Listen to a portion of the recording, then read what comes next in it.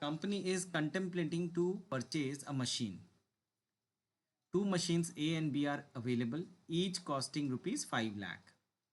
In comparing the profitability of the machines, a discounting rate of 10% is to be used and machine is to be written off in 5 years by straight line method of depreciation with nil residual value. Cash inflows after tax are expected as year यहाँ पे 1 से 5 दिया हुआ है और यहाँ पे machine ए के हिसाब से कितना कैश फ्लो होगा, मशीन बी के हिसाब से कितना कैश फ्लो होगा, ये दिया हुआ है. ठीक है, क्या क्वेश्चन है? वापस से हम लोग यहाँ पे जो इम्पोर्टेंट पॉइंट्स है ना उसको एक बार देख लेते हैं. ठीक है, सबसे पहले यहाँ पे क्या बोला गया है कि 5 लाख रुपीज़ का इन्वेस्टमेंट का ज़रूरत है. ठीक है ना, 5 लाख रुपीज़ का इन्वेस्टमेंट का हमको रिक्वायरमेंट है. तो हम लोग यहाँ पे इसको अंडरलाइन कर लेते हैं. ये 5 लाख रुपीज़ का ज़रूरत है. डिस्काउंटिंग रेट जो है ना वो 10% है. ठीक है, मशीन ए और मशीन बी का यहाँ पे कैश इनफ्लोज दिया हुआ है कि आने वाले 5 सालों में कितना मेरा कैश इनफ्लो होगा.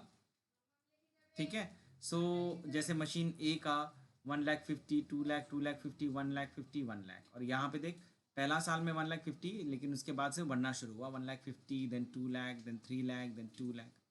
तो हमें यहाँ पे ये डिसाइड करना है कि कौन सा मशीन बेटर है, मशीन ए या machine B, on the basis of pay back period, net present value, profitability index या फिर एवरेज रेट ऑफ रिटर्न.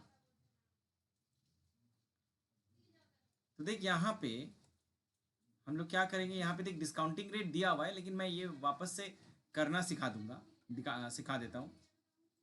यहाँ पे तो क्वेश्चन में दिया हुआ है 10% के हिसाब से मेरा कितना क्या बोलते हैं डिस्काउंटिंग रेट होगा. कौन किसका बात कर रहा हूँ मैं इन सारे चीज़ों का बात कर रहा हूँ कि 10% के हिसाब से हमारा डिस्काउंटिंग फैक्टर्स ये 1, 2, 3, 4, 5 दिया हुआ है. लेकिन ये आ कैसे रहा है, अगर किसी क्वेश्चन में नहीं दिया हुआ रहता तो कैसे निकालेंगे. मैंने बताया था अगर 10% है तो 1 डिवाइडेड बाई 1.1. ठीक है, ये होगा, इसको लेके इक्वल दबा दो. देखो ये पहला वाला 0.909 आ गया और कुछ भी नहीं दबाना है कैलकुलेटर में, बस इक्वल दबा दो. You will get second year का 0.826.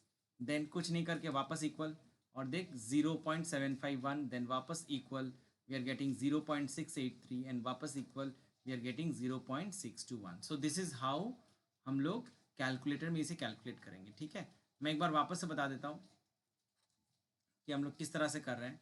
मैं एक बार वापस से बताता हूँ. 1 डिवाइडेड बाई 1.1, ये जो पॉइंट के मतलब 1 तो हमेशा रहेगा. कोई भी कैपिटल बजटिंग का सम करो जिसमें हम लोग को डिस्काउंटिंग रेट निकालना है ना, तो 1 डिवाइडेड बाई 1 हमेशा रहेगा. पॉइंट के बाद का जो डेसिमल के बाद जो नंबर है ना वो डिसाइड करता है क्या वो 10% है तो 1 आएगा, 15% है तो पॉइंट के बाद 1.5 आएगा, 16 है तो पॉइंट के बाद 1.6 आएगा, 20% है तो पॉइंट के बाद 2.0 आएगा, 25% है तो पॉइंट के बाद 25 आएगा. तो इस तरह से निकालते हैं. सो 1 डिवाइडेड बाई 1.5.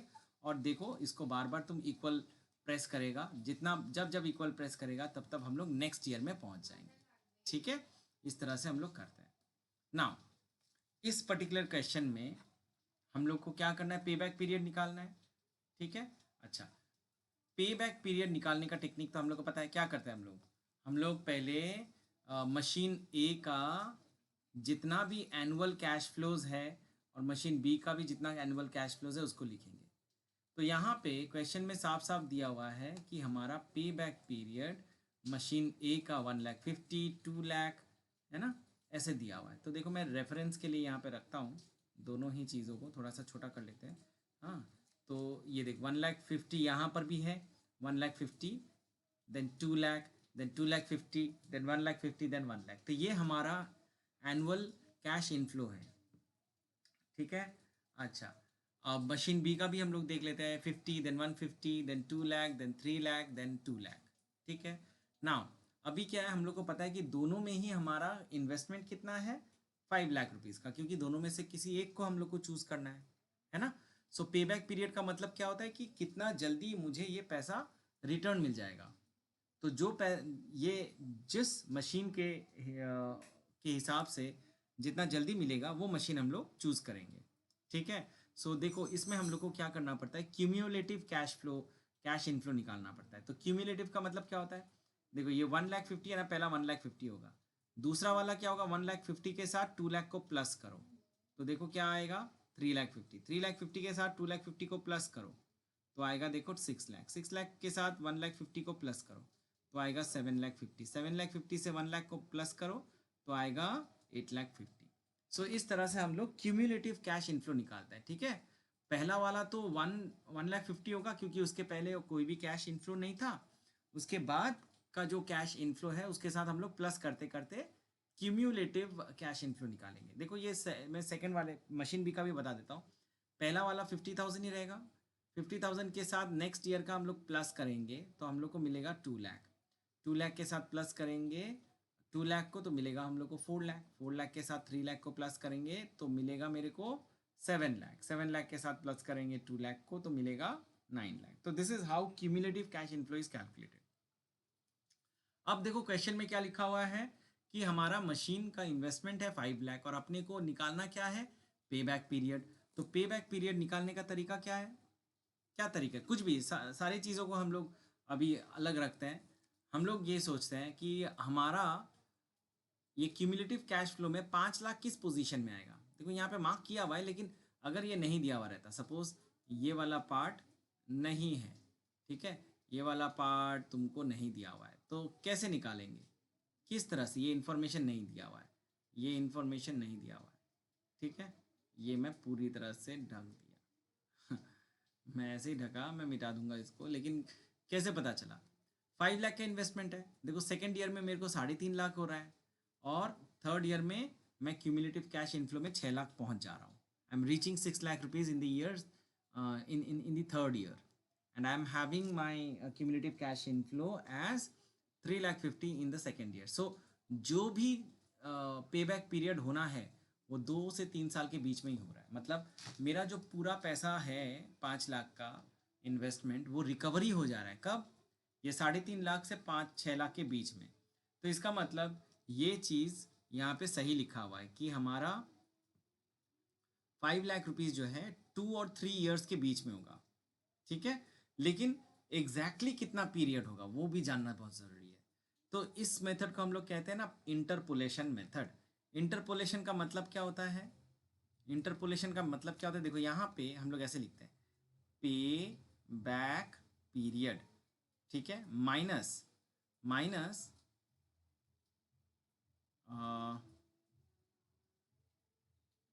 ईयर, मैं ईयर 1 लिखता हूँ, अच्छा ऐसे लिखता हूँ मैं, ईयर 1 नहीं लिख के ईयर 2 डिवाइडेड बाई ईयर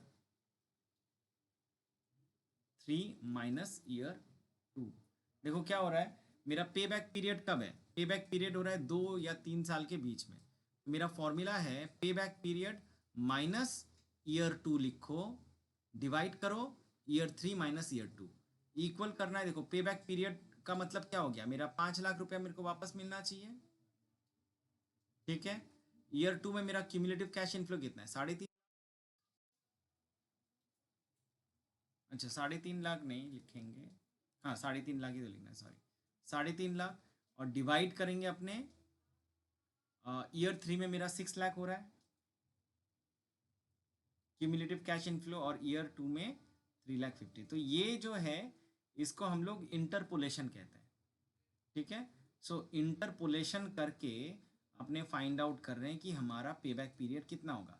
जैसे पे बैक पीरियड माइनस ईयर 2, तो इसको ऐसे ही रखते हैं P B P minus year 2, year 3 minus year 2 कितना हो गया, डिवाइडेड बाई 3 माइनस 2 मतलब 1 होता है ना, तो न्यूमरेटर में कुछ नहीं लिख रहे हैं।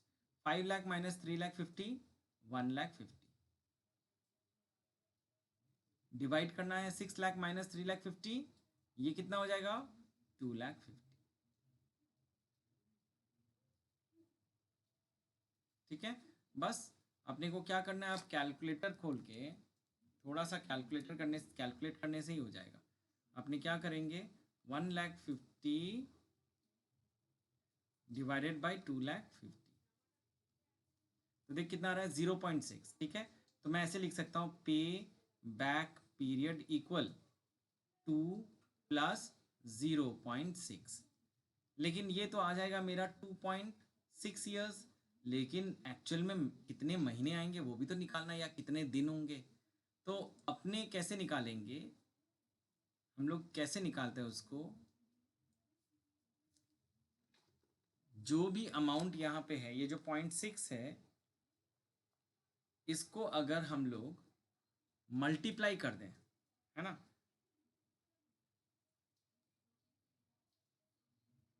0.6 को अगर मल्टीप्लाई करते हैं ना 365 डेज इन अ ईयर, तो हम लोग को देखो कितना मिलेगा, कैलकुलेटर में देख लेते हैं एक बार।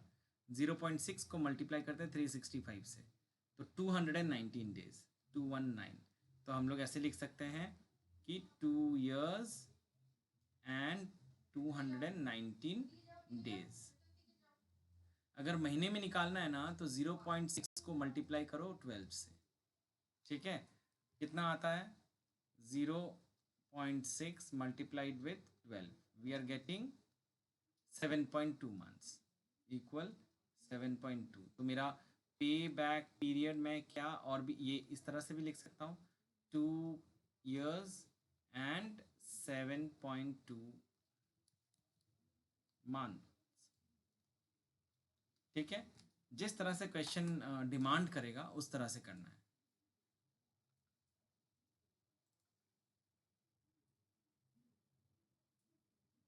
ठीक है, अच्छा अभी देख, यहाँ पे हम लोग सेकेंड मशीन का करते हैं, ठीक है ना, मशीन बी का। मशीन बी में भी हमारा तो इन्वेस्टमेंट का अमाउंट सेम ही है ना, 5 लाख रुपया ही है। तो हम लोग यहाँ पे क्या करेंगे, 5 लाख रुपया मेरा कहाँ पे आ रहा है, पहले क्यूमुलेटिव कैश इनफ्लो हम लोग ने लिख लिया, 550,000, then 2 lakh, then 4 lakh and then 7 lakh. 4 lakh के बाद 7 लाख है, तो 5 लाख तो इसी बीच में आएगा ना, 4 लाख और 7 लाख के बीच में। तो हम लोग इसको यहाँ पे पे बैक पीरियड का पॉइंट लगा देंगे। तो इसका मतलब 3 और 4 के बीच में हो रहा है, 3 और 4 के बीच में हो रहा है। तो कैसे निकालेंगे, कैसे निकालेंगे हम लोग, यहाँ पे ये हो गया मेरा मशीन 1 का, अब मैं करूँगा मशीन 2 का, ठीक है। सो पे बैक पीरियड माइनस ईयर 3, यहाँ पे ईयर 4 माइनस ईयर 3 इक्वल, अब ईयर पे बैक पीरियड मतलब यहाँ पे हो गया मेरा 5 लाख रुपया, 5 लाख रुपया का ही तो कैलकुलेशन करना है ना। सो 5 लाख यहाँ से हम लोग माइनस करेंगे, ईयर 3 का मेरा जो क्यूमुलेटिव कैश इनफ्लो है कितना है, 4 लाख रुपीज़, ठीक है। तो यहाँ पे मैं लिखूंगा 4 लाख,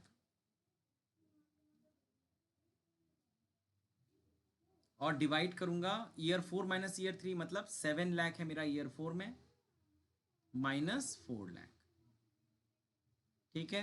तो हमारा क्या सिचुएशन निकला, pay back period minus year 3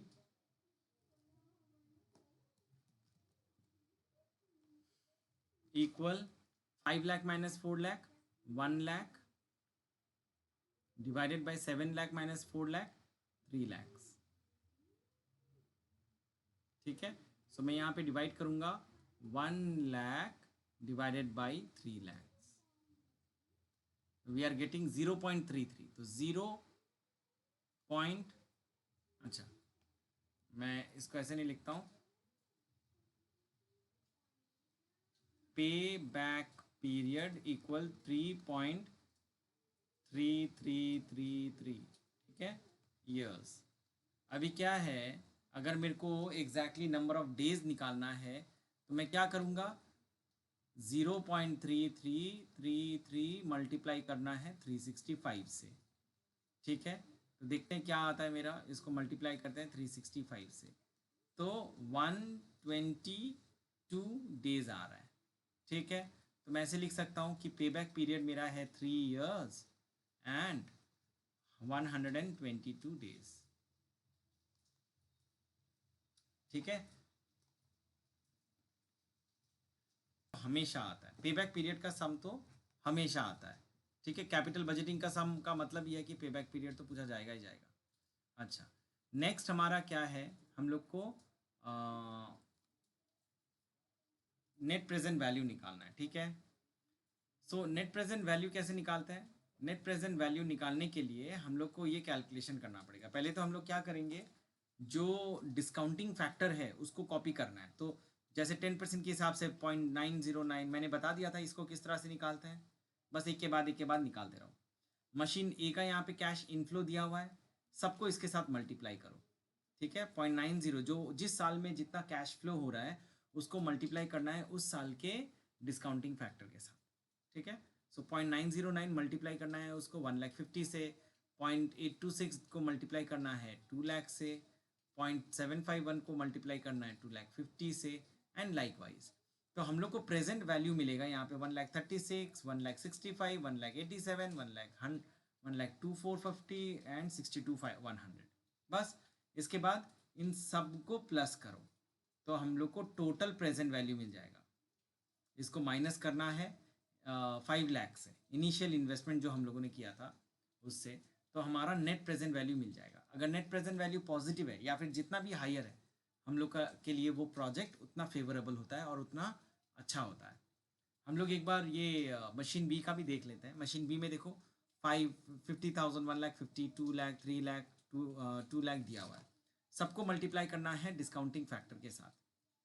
50,000 को मल्टीप्लाई करना है 0.909 से, ठीक है। 0.826 से मल्टीप्लाई करना है 1,50,000 को। हम लोग को ये पहला वाला 45,450 मिलेगा, दूसरा वाला 123,900 मिलेगा। देन 0.751 मल्टीप्लाई करना है 2,00,000 से, यू विल गेट 1,50,200। देन 0.683 को मल्टीप्लाई करना है 3,00,000 से and we will get 2,04,900। And then 0.621 को मल्टीप्लाई करना है 2,00,000 से एंड वी विल गेट 1,24,000। इन सबको प्लस करो, इन सबको प्लस करो, हम लोग को मिलेगा टोटल पीवी। उसको माइनस करना है वापस इनिशियल इन्वेस्टमेंट 5,00,000 से। सो जिस मशीन का नेट प्रेजेंट वैल्यू ज़्यादा होगा उस मशीन को हम लोग एक्सेप्ट करेंगे, ठीक है। सिमिलरली जैसे हमारा पीछे जो हम लोगों ने अभी पेबैक पीरियड किया था, जिसके हिसाब से पेबैक पीरियड सबसे कम होगा ना, वो मशीन को हम लोग चूज करेंगे। यहाँ पे हमारा मशीन 1 जो है वो खाली 2.6 ईयर्स ले रहा है, या फिर 2 ईयर्स एंड कितने डेज ले रहा है वो 219 डेज। जबकि यहाँ पे मशीन 2 में मेरा 3 ईयर्स एंड 122 डेज ले रहा है, तो काफ़ी ज़्यादा टाइम ले रहा है पैसा रिकवर करने में। तो हम लोग मशीन 1 को ही एक्सेप्ट करेंगे, ठीक है, on the basis of pay back period. और जब हम लोग नेट प्रेजेंट वैल्यू कर रहे हैं, नेट प्रेजेंट वैल्यू में भी हम लोग सेम चीज़ देखेंगे। सेम चीज़ मतलब कि हमारा नेट जो प्रेजेंट वैल्यू है वो दोनों मशीन में से किस मशीन में ज़्यादा है, जिसमें ज़्यादा है उसको हम लोग शो करेंगे, ठीक है। अच्छा, प्रॉफिटेबिलिटी इंडेक्स का फॉर्मूला भी सेम है, इजी है। क्या है? पीवी ऑफ कैश इनफ्लो, मतलब इन दोनों को मैंने बताया था ना, इन दोनों को अगर मैं डिवाइड करता हूँ, इन दोनों को अगर मैं डिवाइड करता हूँ तो मेरे को प्रॉफिटेबिलिटी इंडेक्स मिल जाएगा। मतलब 6,53,850 को डिवाइड करो 5,00,000 से तो 1.3077 आएगा। 6,48,650 को डिवाइड करना है 5,00,000 से तो हम लोग को मिल जाएगा 1.2973। जिसका हायर होगा वो बेटर होगा। तो यहाँ पे मशीन ए इज़ हायर, तो उसी को एक्सेप्ट करेंगे। एक मेथड है जिसको हम लोग कहते हैं एवरेज रेट ऑफ रिटर्न। बहुत इंपॉर्टेंट मेथड है और बहुत ही ईजी है। एवरेज रेट ऑफ रिटर्न भी उसी को हम लोग एक्सेप्ट करेंगे जिसका हायर है। तो यहाँ पे कैसे निकालते हैं हम लोग एवरेज रेट ऑफ रिटर्न? हम लोग को कुछ नहीं, हम लोग को ना प्रॉफिट निकालना होता है पहले तो हमारा प्रॉफिट कैसे निकलेगा? टोटल प्रॉफिट जो मेरा दिया हुआ है ना, डिप्रिसिएशन के अलावा दिया हुआ है, बाय द वे जो भी कैश इनफ्लो हो रहा है सबको इकट्ठा जोड़ूंगा मैं सबको, ठीक है। जितना भी मेरा प्रॉफिट हो रहा है, जैसे मशीन ए का या बी का कितना हो रहा है एक बार देख लेते हैं ना, एक बार देख लेते हैं before we commit any mistake. Let us examine funds. तो यहाँ पे क्वेश्चन में देखो, यही तो है क्वेश्चन। मशीन ए का अगर मैं सारा अमाउंट को प्लस करता हूँ तो मेरा कितना आता है टोटल? इतने सालों में, आने वाले सालों में मेरा तो पैसा लगेगा, तो कितना रिटर्न आता है? 1,50,000 को प्लस करना है 2,00,000 से एंड देन प्लस करना है 2,50,000 अगेन 1,50,000 एंड देन 1,00,000। तो ये टोटल अगर करते हैं देखो 8,50,000 आता है, ठीक है। अभी इसके साथ ना प्लस कर देना है डेप्रिसिएशन को, ठीक है। अच्छा प्लस नहीं, सॉरी माइनस करना है, क्योंकि डेप्रिसिएशन तो यहाँ पे लिखा हुआ नहीं था कि उसमें इंक्लूडेड है, तो हम लोग माइनस करेंगे। तो डेप्रिसिएशन माइनस करने से हमें प्रॉफिट मिलता है, ऐड करने से हमें कैश फ्लो मिलता है, ठीक है। अच्छा 3,50,000 आ गया ए का और 4,00,000 आ गया बी का। अभी दोनों ही मशीन का लाइफ मेरा 5 साल दिया हुआ है, ठीक है। सो हम लोग क्या कर रहे हैं, हम लोग 3,50,000 को डिवाइड कर रहे हैं 5 से, और यहाँ पे हमारा 4,00,000 को डिवाइड कर रहे हैं हम लोग 5 से, ठीक है। तो दोनों ही केस में हमारा average annual profit after tax मिल रहा है 70,000 एंड 80,000, ठीक है। और हमारा एवरेज इन्वेस्टमेंट कितना है, जो एक्चुअल इन्वेस्टमेंट है उसको डिवाइड कर दो 2 से, तो एवरेज इन्वेस्टमेंट मिल जाएगा 2,50,000 बस 70,000 को डिवाइड करना है 2,50,000 से, मल्टीप्लाई करना है 100 से। सो this is the formula for calculating average rate of return, ठीक है। क्या फॉर्मूला है, एनुअल एवरेज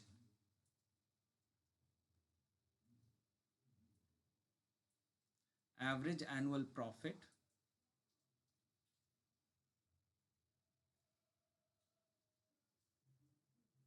डिवाइड करना है एवरेज इन्वेस्टमेंट से,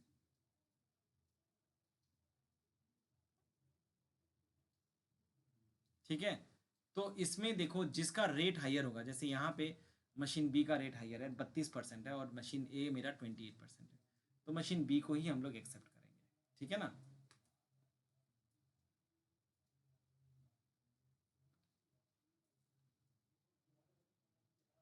लेता हूँ, देख हम लोग को यहाँ पे IRR निकालना है। यहाँ पे क्या दिया हुआ है, यहाँ पे हमारा 4 साल का प्रॉफिट दिया हुआ है, कैश इनफ्लो दिया हुआ है, ठीक है। और यहाँ पे इनिशियल इन्वेस्टमेंट है मेरा 20,000 रुपया, ठीक है। अच्छा अभी देख यहाँ पे net present value, sorry present value factor अलग अलग परसेंटेज का दिया हुआ है, 12%, 13%, 14, 15, 16, इस तरह से अलग अलग सबका प्रेजेंट वैल्यू फैक्टर दिया हुआ है, PV फैक्टर जिसको हम लोग कहते हैं, या डिस्काउंटिंग फैक्टर। हम लोग क्या करेंगे, हम लोग का काम क्या है, हम लोग का काम है मैं डायरेक्ट पे बैक पीरियड में जा रहा हूँ, सॉरी मैं डायरेक्ट IRR में जा रहा हूँ। हम लोग यहाँ पे क्या क्या कर रहे हैं, यहाँ पे देख हम लोग यहाँ पे कैश इनफ्लो आफ्टर टैक्स लिख रहे हैं 5,000, 8,000, 10,000, 4,000, इसको हम लोग मल्टीप्लाई करेंगे कोई भी। अब सपोज तुम यहाँ पे 12% लिया, 12% लिया, तो तुम 12% के हिसाब से जो भी PV फैक्टर है ना उन सबको लिखेगा और ये सारे वैल्यू लिखेगा, तो तेरे को एक अमाउंट मिलेगा, ठीक है। एक कोई भी एक अमाउंट मिलेगा, करेक्ट एनपीवी, हाँ एनपीवी निकलेगा। अच्छा अब तुम देखा कि तुम्हारा एनपीवी ज़्यादा है, 12% है ना, तुम्हारा एनपीवी सपोज 1,000 में आ गया या हजार कुछ 100 में आया। अभी क्या है, तुमको एक थोड़ा सा higher rate of discounting factor पकड़ना है, ठीक है। जब तब तक पकड़ना है जब तक कि तुम्हारा एनपीवी माइनस में ना आ जाए। इसका मतलब क्या हो गया कि तुम्हारा अगर ये पॉजिटिव है और ये नेगेटिव है, इसका मतलब इन दोनों के बीच में ही कहीं पे ज़ीरो है, राइट। इन दोनों के बीच में ज़ीरो होगा ना, तो तो तो कौन सा रेट में ज़ीरो होगा, जिस रेट, हाँ जिस रेट में 13.5 या फिर 13.3 या 13 समथिंग 13%, 13 पॉइंट सम परसेंट है, बट वो सम परसेंट हमें निकालना है, ठीक है। उसी को कहते हैं हम लोग इंटरनल रेट ऑफ रिटर्न। अभी यहाँ पे किस तरह से निकालना है, सेम इंटरपोलेशन वाला मेथड, कि देख 13 और 14 के बीच में ना, तो IRR minus 13 divided by 14 minus 13, same चीज़ करना है। मतलब मेरा नेट प्रेजेंट वैल्यू, तो आप बोल रहे हो कि सर 30 पॉइंट लेके कुछ पॉइंट सिस्टम रखने नहीं है इसमें, अरे एकदम रखना है, लेकिन 13 पॉइंट वॉट परसेंट, 13 पॉइंट यहाँ पे जैसे आंसर में देख लिखा हुआ है 13.17%, लेकिन ये 17 आया कहाँ से, कैसे आया, कैसे पता तुमको कि 17 होगा, तो वो निकालने के लिए, हाँ वो निकालने के लिए हम लोग को ये करना है, ठीक है। कि IRR मैं निकाल रहा हूँ किसका, इन्वेस्टमेंट 20,000 के हिसाब से, ठीक है। IRR माइनस 13, तो 13% में मेरा कितना NPV था उसको लिखना है, ठीक है। फिर डिवाइड करना है 14% में कितना मेरा NPV था, माइनस करना है 13% के साथ, सेम पे बैक पीरियड वाला फॉर्मूला है, ठीक है। पे बैक पीरियड वाला फॉर्मूला है। तो ये आंसर आएगा IRR minus 13 equal -71 divided by 408, -408। इसको जब सॉल्व करेंगे तो हम लोग को अल्टीमेटली मिल रहा है 0.174। इसका मतलब बस नहीं था। हाँ बस, तो इसका मतलब 13 के साथ इसको प्लस करेंगे ना तो 13.174 आ गया मेरा IRR का परसेंटेज। यही तो करना है और कुछ नहीं है। मतलब ये चैप्टर का यही है सर, और कुछ नहीं। देख